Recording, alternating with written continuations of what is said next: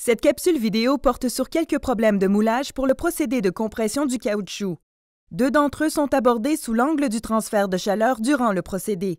Ce contenu a été développé en collaboration avec le Comité sectoriel de main-d'œuvre de l'industrie du caoutchouc et le Centre intégré de formation industrielle de Memphremagog. Dans un premier temps, nous identifions des problèmes courants pour le procédé de moulage par compression. Ensuite, nous ferons quelques rappels sur le phénomène de transfert de chaleur. Enfin, comme piste de solution, nous identifions certaines méthodes de simulation qui sont prometteuses pour régler des problèmes de moulage.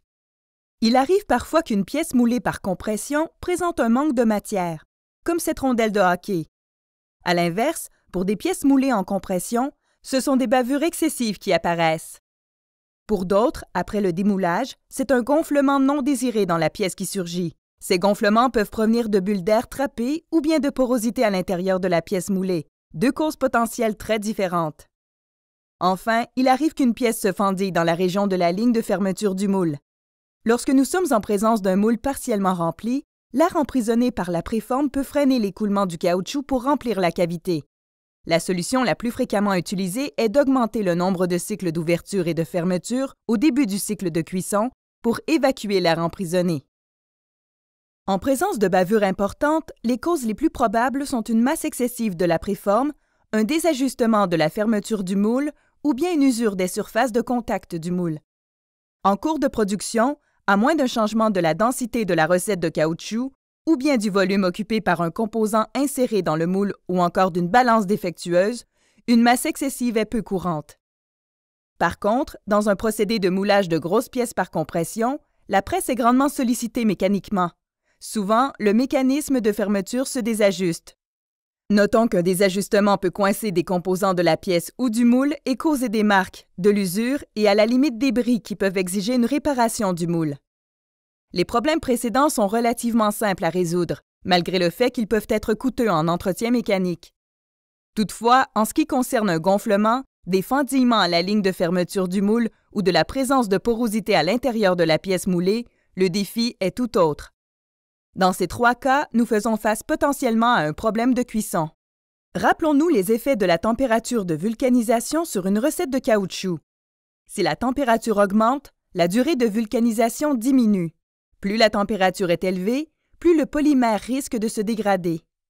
La dégradation dépend en premier lieu du type de polymère. Elle dépend aussi du système de vulcanisation. Ce système est complexe. Il est constitué d'activateurs, d'accélérateurs, de retardateurs et d'agents de pontage. Pour de très grosses pièces, l'usage de retardateurs de cuisson permet au composé de bien remplir la cavité avant de commencer à vulcaniser. Sachant que le transfert de chaleur est une énergie qui transite s'il y a une différence de température. À chaque fois qu'il existe cette différence de température dans un milieu ou entre deux médiums, un transfert de chaleur se produit. Dans la grande majorité des cas de moulage par compression, la chaleur requise pour la vulcanisation du caoutchouc provient des plateaux de la presse. Les plateaux possèdent des canaux dans lesquels circule un liquide caloporteur, soit de la vapeur d'eau saturée ou une huile minérale. Pour les plus petites presses comme celle illustrée ici, les plateaux logent des résistances électriques. Le moule et par extension l'ébauche en caoutchouc dans les cavités sont chauffés par contact avec les plateaux. À la fermeture du moule, il existe une différence de température entre le plateau et le moule, et entre le moule et l'ébauche dans la cavité. Dans le procédé de moulage par compression, le transfert de chaleur par conduction thermique est la variable la plus importante dans l'atteinte d'une température de vulcanisation en tout point, particulièrement dans le cas de pièces volumineuses. À la fermeture du moule et durant le temps de cuisson, l'ébauche dans la cavité va subir elle aussi des différences de température. L'efficacité d'un transfert de chaleur de l'extérieur vers l'intérieur d'une pièce moulée par compression provient de l'efficacité du système de chauffage et des propriétés du caoutchouc qui se modifient dans le temps sous un changement de température. Les gradients de température dans le caoutchouc résultant de ce transfert de chaleur par conduction dépendent alors de la température de la source externe de chaleur, du temps de chauffage, de la forme et de la taille de la pièce ainsi que de sa température initiale. De plus, s'il y a des éléments textiles et métalliques insérés dans la pièce et qu'il y a plus d'une formulation dans un assemblage d'ébauche, il faut en tenir compte. Le degré de vulcanisation est donc non uniforme dans une pièce moulée. Le degré de vulcanisation d'une particule de caoutchouc dans le temps dépend de sa position dans le moule.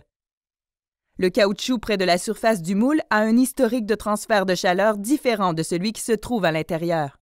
Pour chacune des particules de caoutchouc dans une pièce moulée, sa température varie à la fois en fonction du temps et de sa position.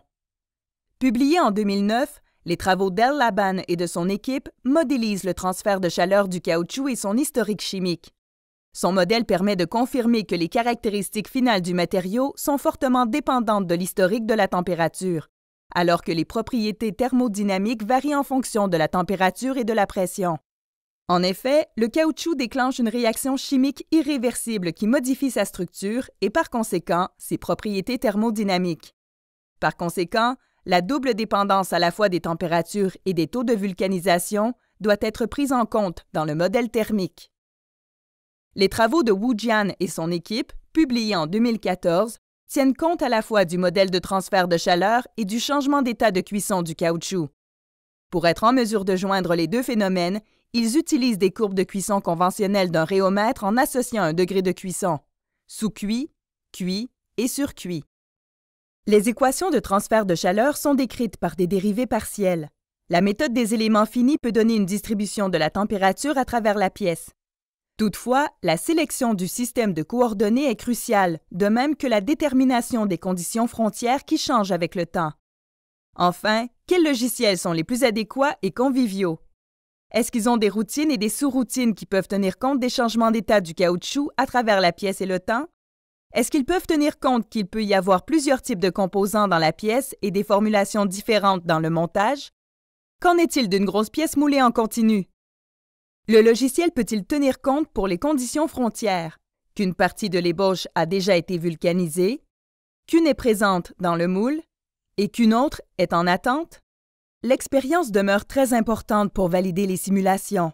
Dans ce cas illustré, normalement l'air enfermé dans le caoutchouc a tendance à générer quelques gros trous dans la pièce, alors que le dégazage produit une structure de type cellulaire. Nous devons donc vérifier si on est en présence d'air ou de dégazage. Si c'est de l'air, l'expérience nous dicte que c'est souvent une préforme qui a été trop longtemps sur un moulin.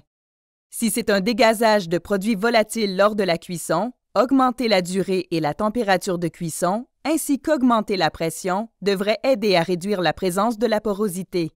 Enfin, il arrive qu'une pièce se fendille dans la région de la ligne de fermeture du moule. Dans certains cas, la forme de la pièce et son rapport de surface-volume sont en cause. Ici, il faut réduire le poids de l'ébauche. Si le fendillement est causé par une expansion thermique du caoutchouc après le début de la vulcanisation, préchauffer l'ébauche et baisser la température de cuisson peuvent aider à résoudre ce problème. Nous avons identifié des problèmes courants pour le procédé de moulage par compression. Certains d'entre eux se résolvent facilement avec l'expérience ainsi qu'avec un suivi et un entretien des presses et des moules. Toutefois, d'autres problèmes sont plus complexes à résoudre. La compréhension du phénomène de transfert de chaleur peut nous aider à comprendre ce qui se passe. Enfin, comme piste de solution, des méthodes de calcul par élément fini et un choix adéquat de logiciels de simulation qui tient compte à la fois du transfert de chaleur et de l'état de vulcanisation sont prometteuses pour régler et prévenir des problèmes de moulage.